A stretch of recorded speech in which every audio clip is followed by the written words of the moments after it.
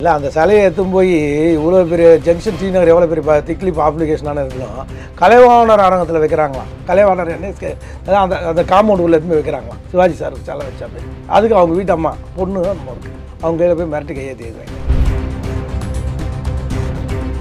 ஸ்ரீநகரில் வைக்க முடியலப்போ காலேஜ் ரோட்டில் வை கரெக்டாக இல்லையா?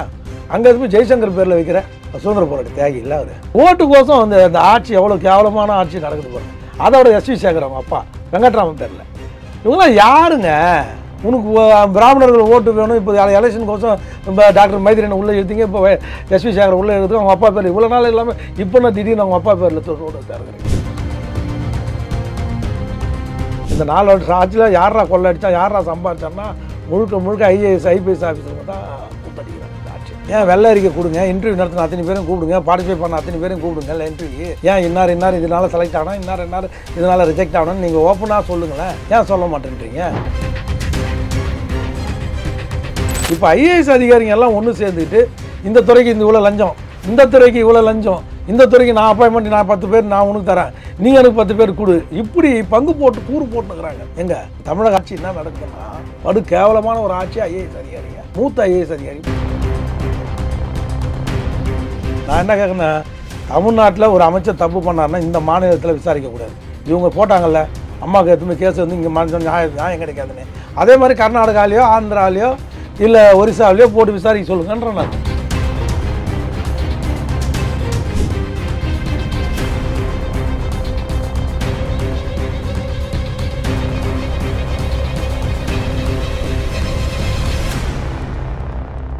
ரியல் ஒன் வாய்ஸ் நண்பர்கள் உறவுகள் அனைவருக்கும் வணக்கம். இன்று நம்மோடு இருப்பவர் அரசியல் விமர்சகர் ஆவின் வைத்தியநாதன் அவர்கள். வணக்கம் சார். வணக்கங்க. இப்போ டி நகர்ல இருந்து அந்த மேம்பாலம் கட்டுவதற்காக அகற்றப்பட்ட என்எஸ்கே சிலை மீண்டும் வேறு பகுதியிலாவது எங்காச்சும் வைக்கிறாங்களா, இல்ல சிலையே வைக்காமல்? இல்லை அந்த சிலையை எடுத்துன்னு போய் இவ்வளோ பெரிய ஜங்ஷன் ஸ்ரீநகர் எவ்வளோ பெரிய திக்லி பாப்புலேஷனான இருந்தாலும் கலைவாணர் அரங்கத்தில் வைக்கிறாங்களாம். கலைவாணர் என்எஸ்கே அதான் அந்த அந்த காம்பவுண்ட் உள்ள எடுத்துன்னு வைக்கிறாங்களாம். சிவாஜி சார் சிலை வச்சா பேர் அதுக்கு அவங்க வீட்டு அம்மா பொண்ணு நம்ம இருக்குது அவங்க கையில் போய் மிரட்டி கையேற்றி வாங்கிட்டு வராங்க. இப்போ கலைஞர் கருணாநிதி அவர்களுக்கு பல்வேறு மாவட்டங்களில் பல்வேறு பகுதியில் பொது இடங்களில் தான் சிலை வைக்கப்படுது. அப்போ என்எஸ்கே சிலையை இங்கேருந்து அப்புறப்படுத்தி அங்கே வைப்பதற்கு என்ன காரணம்? கலைஞர் கருணாநிதி ஐயாவே உருவாக்கின ஒரு என்எஸ்கேன்னு சொல்லலாம். உனக்கு முதல்ல கார் இல்லாத நீ நடப்பாயணம் நடராஜா சர்வீஸில் போன உனக்கு காரு பரிசீலித்தவர் அண்ணன் என்எஸ்கே கலைவாணர் என்எஸ்கே. அவரை போய் ஒரு சிறிய வட்டத்துக்குள்ளே ஏன் முடக்க பார்க்குறீங்க?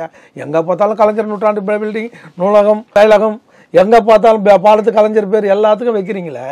யார் நான் இன்னொன்று கேட்குறேன், ஜெய்சங்கர் என்ன சுதந்திர போராட்ட தியாகியா? அவர் பேரில் காலேஜ் ரோடு எவ்வளோ ஃபேமஸான உலகம் முழுக்க ஃபேமஸான ஒரு ரோடு இது. அவர் பேரில் உங்களை யாரா ஜெய்சங்கர் பேரில் வைச்சார்? ஏன்னா அவர் வண்டிக்கார மடம் கலைஞருக்கு படம் வச்சு கொடுத்தவர் அந்த காலத்தில். நான் சுதந்திர போராட்ட தியாகி அவர் பேரில் ரோடு வைக்கணுமா? ஏன் அந்த இடத்துல அந்த ரோட்டில் வைங்க என்எஸ்கே சாலையை? டி நகரில் வைக்க முடியலப்போ காலேஜ் ரோட்டில் வை கரெக்டாக இல்லையா? அங்கே போய் ஜெய்சங்கர் பேரில் வைக்கிற சுதந்திர போராட்ட தியாகி இல்லை அவர். ஓட்டுக்கோசம் அந்த ஆட்சி எவ்வளோ கேவலமான ஆட்சி நடக்குது பாருங்க. அதோட எஸ்வி சேகர் அவங்க அப்பா வெங்கட்ராமன் பேரில் இவங்களாம் யாருங்க? உனக்கு பிராமணர்கள் ஓட்டு வேணும். இப்போ எலெக்ஷனுக்கோசம் இப்போ டாக்டர் மைத்ரேனை உள்ளே எழுதிங்க. இப்போ எஸ்வி சேகர் உள்ளே எழுதுங்க. அவங்க அப்பா பேர் இவ்வளோ நாள் இல்லாமல் இப்போ நான் திடீர்னு அவங்க அப்பா பேரில் ரோடு திறக்கிறீங்க மந்தவெளியில். இதெல்லாம் என்ன ட்ராமா? இதெல்லாம் நீ பண்ணு வானான்னு கூட நான் சொல்லலை, இதெல்லாம் தப்புன்னு கூட சொல்ல வரல. ஒரு என்எஸ்கே எவ்வளோ பெரிய ஆள் கலைவாணா இருக்க என்எஸ்கேன்னா தெரியாதும் கிடையாது. சினி ஃபீல்டில் அவர் ஆற்றிய தொண்டு பெறும். உங்கள் அப்பாவுக்கு பிச்சை போட்டவர், வாழ்வு பிச்சை போட்டவர், தானம் போட்டவர், புரட்சி தலைவருக்கு எந்த விதத்தில் நிற்கிறா குறைந்தவர் அல்ல அண்ணன் என்எஸ்கே. நீங்கள்லாம் சோத்துக்கு வழி இல்லாத காலத்தில் பூவாவுக்கு வழி பண்ணவர் அண்ணன் என்எஸ்கே. பண்ணது மட்டும் உனக்கு முதல்ல காரை பரிசாக கொடுத்து அந்த காருக்கு 3 மாதம் பெட்ரோலுக்கும் பணத்தை கொடுத்துட்டு போனவர். வீடேறி வந்து கோபாலபுரம் வந்து கலைஞர் ஐயா நல்லா இருக்கணும்னு. ஏன் அவர் சிலையை போய் நீங்கள் நிறுத்துறீங்க எடுக்கிறீங்க? அவர் என்னையா பண்ணார் உங்களுக்கு இடத்துல? அவர் எதனா எலெக்ஷன் நின்று உங்களுக்கு தோக்கடிச்சாரா? இல்லை ஆனால் அந்த அளவுக்கு என்ன சொல்கிறது, ஒரு நாட்டோட முதலமைச்சர் 23rd புலிகேசி மாதிரி இருக்கார். யார்? நான் உண்மையிலேயே தளபதி ஸ்டாலினை பாராட்டியிருக்கேன், ஏங்கியிருக்கேன். இன்னும் சொல்ல போனால் முதல்ல 2 வருஷம் ஆட்சியில் அண்ணன் நிறைய அன்பு மாதிரி ஆளுங்களாம் இருக்கும்போது ஐயோ நம்ம கட்சிக்கு அனைத்து இந்திய அண்ணா திராவிட முன்னேற்றத்துக்கு இப்படிப்பட்ட தலைமை இல்லையே. தலைவர் ஸ்டாலின் இங்கே வந்து தொண்டனுங்க நல்லவங்க. யார்? அதிமுகவில் தொண்டர்கள் நல்ல தொண்டர்கள். திமுகவில் அப்படிப்பட்ட தொண்டர் கிடையாது. ஆனால் தலைமை திமுகவில் தளபதி ஸ்டாலின் நல்லா இருந்தார். அப்போ 2 வருஷத்தில் இப்படிப்பட்ட தலைமை இருந்தது. அதிமுக தொண்டருக்கும் இந்த தலைமை மேட்ச் பண்ணி பார்த்து கம்பேரிசன் பண்ணி நம்ம பேட்டியே கொடுத்தோம் நல்ல தலைமைன்ட்டு. எப்போ சொன்னோம் நம்ம இதை? ஜானகி அம்மாவுக்கு வந்து அண்ணன் எடப்பாடியார் வந்து விழா எடுக்காத போது அண்ணன் ஜானகி எம்ஜிஆர் காலேஜில் வந்து ஜானகி அம்மாவுக்கு விழா எடுத்தார். யார்? மாண்பு முதலமைச்சர். அப்படிலாம் நாங்கள் வந்து புலங்காய்ந்து அடைந்த அந்த முதலமைச்சர் இன்றைக்கி என்ன ஆச்சு அவருக்குன்னே தெரியலையே. இந்த 2 வருஷமாக அவருக்கு குடும்பம் கொடுக்குற நெருக்கடியில் ஏன் இப்படி ஆகிட்டாருன்னு எங்களுக்கு புரியல. இந்த அப்படிப்பட்ட தலைவர் எங்களுக்கு வேணும்னு நாங்கள் நினச்சி ஏங்கிய காலம் உண்டு. அம்மாவுக்கு அப்புறம் இந்த எடப்பாடி இல்லாமல் அண்ணன் ஸ்டாலின் வந்து திமுகவுக்கும் அதிமுக ஒருங்கிணைந்த தலைவராக கூட வந்திருக்கலாம். அப்படிலாம் ஏங்கியிருக்கிறோம் நாங்கள். அது அவங்களோட சண்டை போயிடுச்சு எல்லாம் தீயசக்தி திமுகன்னுலாம் அம்மாவோட அந்த புரட்சி தலைவரோட போயிடுச்சுன்னு நினச்சோம். ஆனால் அந்த அளவுக்கு இவர் வந்து மாற்றாந்தாழை பார்க்காம அதிமுக தொண்டர் அரவணைச்சு சண்டார், எல்லாமே பண்ணார். இந்த 4 வருஷம் ஆட்சியில் யாரா கொள்ளை அடித்தா யாரா சம்பாதிச்சான்னா முழுக்க ஐஏஎஸ் ஐபிஎஸ் ஆஃபீஸருங்க தான் கூத்தடிக்கிறாங்க. இந்த ஆட்சியை முழுக்க இந்த ஐஏஎஸ் ஆஃபீஸர் இந்த பாருங்க. இப்போ கூட ஒரு ஊழல் இருக்குது. அமலாக்கத்துறை வந்து நோட்டு போட்டு லஞ்ச ஒழிப்புத்துறைக்கு அனுப்புது, டிஜிபிக்கு அனுப்புகிறாங்க, பொறுப்பு டிஜிபிக்கு. இந்த இடத்துல நம்ம நேரு வந்து அப்பாயின்மெண்ட்டை நகராட்சியில் கார்பரேஷனில் இவ்வளோ கோடி சம்பாதிச்சிருக்காரு, நடவடிக்கை எடுக்கணும் அப்படின்னு சொல்லி யார் சொல்கிறான்? அமலாக்கத்துறை கடிதம் எழுதி டீட்டெயில்டாக ஆதாரம். ஏன்னா இவங்க தான் வந்து சிபிஐ வரக்கூடாது, அமலாக்கத்துறை வரக்கூடாதுன்னு கோர்ட்டில் ஸ்டே வாங்கி வச்சுருக்காங்களே. இவங்களே நடவடிக்கை எடுப்பாங்களா? இவங்க போட்ட டிஜிபி, அதுவும் 9வது இடத்துல இந்த டிஜிபி பொறுப்பு டிஜிபி எப்படி இந்த ஆட்சிக்கு எதிராக நடவடிக்கை எடுப்பார்? நேர் மேலே அண்ணன் நேர் மேலே. அவர் தான் இந்த ஆட்சியோட கஜானா. அவர் ஒரு கஜானா, ஏவாவேல் ஒரு கஜானா. இந்த பக்கம் கொங்கு மண்டலத்தில் அதாவது அறிவிக்கப்படாத குட்டி முதல்வர் யார்? செந்தில் பாலாஜி. இன்றைக்கும் ஈபி நீங்கள் போய் பாருங்கள், ஈபியும் மது ஆலயம் 1020 யார் பார்க்குறாருன்னா பேருக்கு தான் அண்ணன் அரியலூர் முத்துசாமி. இல்லை முத்துசாமி வந்து ஈரோடு முத்துசாமி பேருக்கு பார்க்குறாரு மது 1020. இங்கே டிரான்ஸ்போர்ட் டிபார்ட்மெண்ட்டில் இருக்கார் நம்ம சிவசங்கர் அண்ணன் வந்து பேருக்கு தான் மந்திரி. அவர் அவர் நினச்சா ஒருத்தருக்கு ஒரு பொட்டி கடை கூட போட்டு கொடுக்க முடியாது அந்த டிபார்ட்மெண்ட்டில். எல்லாம் முழுக்க ஏற்கனவே கையெழுத்து போடும்போதே பயப்பட மாட்டார் யார்? அண்ணன் செந்தில் பாலாஜி. இப்போ யாரோ ஒருத்தர் கையெழுத்து போட போனால் இவர் மொத்த டீலிங்கும் இவர் தான் பார்க்குறாரு. ஏன் இது அமலாக்கத்துறைக்கு தெரியாதா? இது வருமான வரிக்கு தெரியாதா? ஏன் அண்ணன் எடப்பாடிக்கு தெரியாதா? ஏன் எடப்பாடி செந்தில் பாலாஜி எடுத்து ஒரு அறிக்கை கூட கொடுக்க மாட்டாரு? ஒரு எதிர்கட்சி தலைவராக செயல்படுறாரா? அதுவும் திமுக பார்த்து காப்பி அடிச்சிக்கணும், அடிக்கணும்னு தான் சொல்கிறேன். அவர் முதலமைச்சராக இருக்கிற தளபதி ஸ்டாலின் எதிர்கட்சி தலைவராக இருக்கும்போது அவர் டெய்லி வராத பேப்பரே கிடையாதுங்க, வராத நியூஸே கிடையாது. எந்த சேனல் திரும்பினாலும் அவர் காமிப்பாங்க, சொக்காவை கிழிச்சின்னு பண்ணி இன்னைக்கு கிழிச்சின்னு நிற்பார், அரசியல் பண்ணுவார். நீ எதையுமே பண்ணாமல் சம்பாதிச்ச பணத்தை பதுக்கிறதுக்கே உனக்கு நேரம் பத்தலை. உன் கட்சிக்காரனே உனக்கு எதிராக நிற்கிறான். செங்கோட்டை அண்ணா எவ்வளோ பெரிய தலைவர், அவர் வீட்டில் நீ தேவடு காத்து கை கட்டி நின்று காலமிக்க விட்ட காலத்தெல்லாம் நாங்கள் பார்த்துருக்குறோம். அவர் வீட்டில் நான் ஒரு ஆளாக இருந்ததுனால சொல்கிறேன். செங்கோட்டை அண்ணன் வீட்டில் ஒரு செங்கோட்டை அண்ணன் எதிர்க்க நிற்கக்கூட மாட்டார். இன்றைக்கி நீலாம் செங்கோட்டை அண்ணன் எள்ளி நகலத்துக்கு அவர் வந்துட்டார். அவரோட நிலைமை பார்த்து பரிதாபப்படணும். இப்போ இதெல்லாம் என்ன ஆச்சுன்னா மொத்தத்தில் நேற்று அண்ணன் முந்தானத்து ஓபிஎஸ் சொன்ன மாதிரி மீண்டும் திமுக ஆட்சி கூட வந்துடும், ஆனால் நீ வரமாட்டேனான்றார்.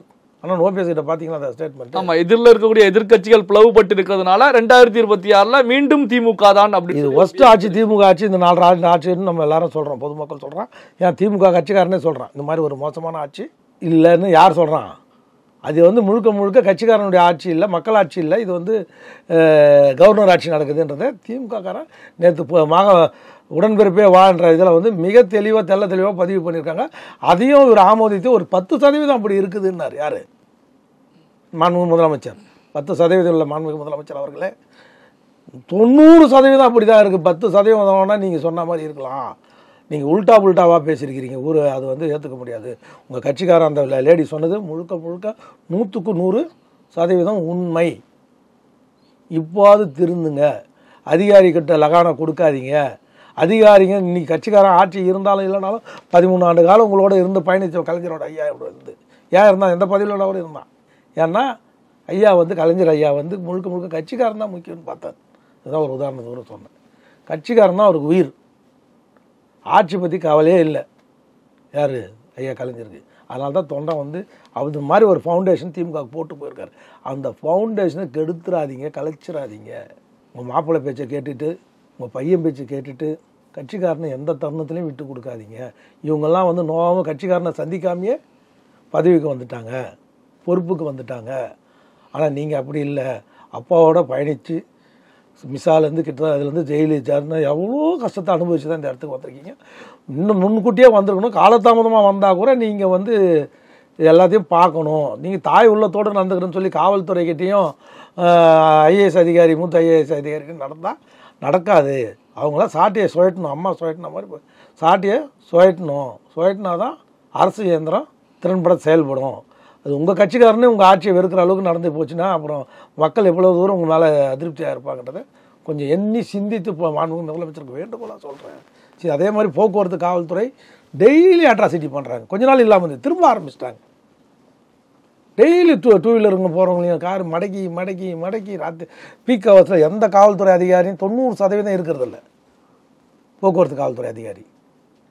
ஆனால் நைட்டு 9 மணிக்கு மேலே ஊது ஊது ஊது நீங்களே காராய் சாரையை தந்துட்டு நீங்களே அரசாங்கமே சாராய கடை நடத்துது, நீங்களே பாரம் நடத்துறீங்க. நடத்திட்டு ஊது ஊதுனா அவனை குச்சி போட்டு 2 வீலர் டிரைவராக வச்சுட்டு போவான். இப்போ KN நேரு அவர்கள், அமைச்சர் KN நேரு அவர்கள் அந்த இடி அனுப்பிய கடிதம் குறித்து விளக்கம் கொடுத்திருக்காங்க. என்ன அப்படின்னா வந்து மத்திய அரசாங்கம் இடி மூலமாக பழி வாங்குகிறது, இப்படி எந்த தவறுகளுமே நடக்கல அப்படிங்கிற நிலையில ஒரு விளக்கத்தை கொடுத்திருக்காங்க. எப்படி ஏன் வெள்ளை அறிக்கை கொடுங்க, இன்டர்வியூ நடத்தின அத்தனை பேரும் கூப்பிடுங்க, பார்ட்டிசிபேட் பண்ண அத்தனை பேரும் கூப்பிடுங்க. இல்லை இன்டர்வியூ ஏன் இன்னார் இதனால செலக்ட் ஆகணும், இன்னார் இதனால ரிஜெக்ட் ஆகணும்னு நீங்கள் ஓப்பனாக சொல்லுங்களேன். ஏன் சொல்ல மாட்டேன்றீங்க? அதே மாதிரி தான் ஆவினில் கடந்த வாரம் நடந்தது, டெண்டர் நடந்தது. டெண்டரில் கோர்ட்டு கூப்பிட்டு காரி துப்புறான், கண்டனம் தெரிவிக்கிறான் கோர்ட்டு. ஆவின் சரியாக பண்ணணும்னு நம்புறேன்னு சொல்லி ஆவினிட்டே ஸ்டேவை வெக்கேட் பண்ணி திரும்ப கையில் கொடுக்குறாங்க. அட்வொகேட் ஜெனரலும் கோர்ட்டில் வந்து என்ன சொல்கிறாரு, உயர்நீதிமன்றத்தில் வந்து அஷூரன்ஸ் கொடுக்குறாரு, அரசு தப்பு பண்ணாது.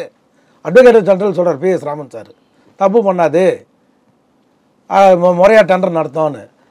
கோர்ட்டில் ஆர்டர் வாங்கி ஸ்டேவை வெக்கேட்டை வாங்கிட்டு திரும்ப அதே தப்பு தான் பண்ணுறாங்க.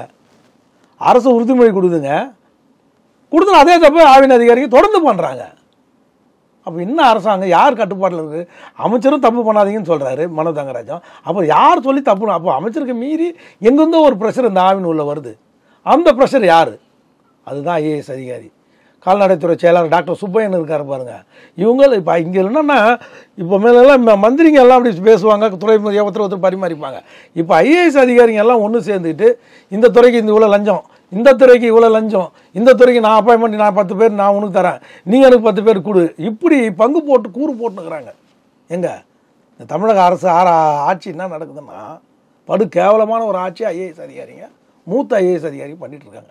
IAS லாபி நடக்குது. கட்சிக்காரனுக்கு எதுவும் நடக்கிறதில்ல, திமுக கட்சிக்காரனுக்கு நடக்கிறதில்ல, அதிமுக கட்சிக்காரனுக்கு எந்த பயனும் கிடையாது. IAS நினச்சா இன்றைக்கி யார் வேணாலும் ட்ரான்ஸ்ஃபர் பண்ணலாம், IAS நினச்சா யாருக்கு வேணாலும் ஒர்க் ஆர்டர் தரலாம், IAS நினச்சா யார் வேணாலும் மெரிட்டில் வரவனை காலி பண்ணலாம்.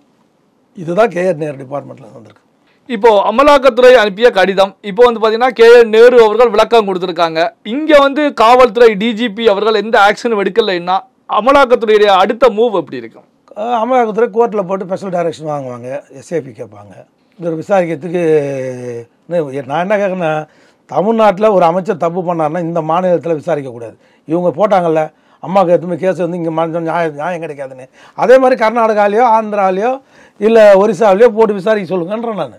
அதே மாதிரி இது சம்மந்தப்பட்ட அதிகாரி எப்படி கரூர் இதில் வந்து சுப்ரீம் கோர்ட் எப்படி ஒரு உத்தரவு போட்டதோ, இந்த ஸ்டேட் அதிகாரி இதை விசாரிக்கக்கூடாது, இந்த IAS கேடர் தமிழ்நாடோட IAS கேடர் விசாரிக்கக்கூடாது, இந்த மாநிலத்தை சார்ந்தவங்க விசாரிக்கக்கூடாது, கேடராக இருக்கலாம் ஆனால் மாநிலத்தை சார்ந்தவங்க விசாரிக்கக்கூடாதுன்னு மிக தெளிவாக சுப்ரீம் கோர்ட்டு போட்டிருக்காங்கல்ல கரூர் மேட்டருக்கு. அதே மாதிரி இந்த அமைச்சருக்கு மேலே இருக்கிற ஊழலுக்கெல்லாம் சுப்ரீம் கோர்ட் ஒரு காலத்தில் கேஸ் போடும். நான் என்ன சொல்கிறேன், ஆட்சி போனதுக்கப்புறம் சுப்ரீம் கோர்ட்டு இல்லை ஹைகோர்ட்டோ இது மாதிரி கொடுக்குறாங்க ஒரு உத்தரவு. ஆனால் ஆட்சி இருக்கும்போதே இப்படி ஒரு உத்தரவு கொடுக்கணும் அப்படின்றது என்னுடைய நீதிமன்றத்துக்கு மக்களின் சார்பாக என்னுடைய புனிதமான வேண்டுகோளை வைக்கிறேன். பல்வேறு முக்கியமான தகவல்கள், செய்திகளை நம்முடைய உறவுகளுடன் பகிர்ந்து கொண்டதற்கு நன்றி சார். நன்றி, வணக்கங்க.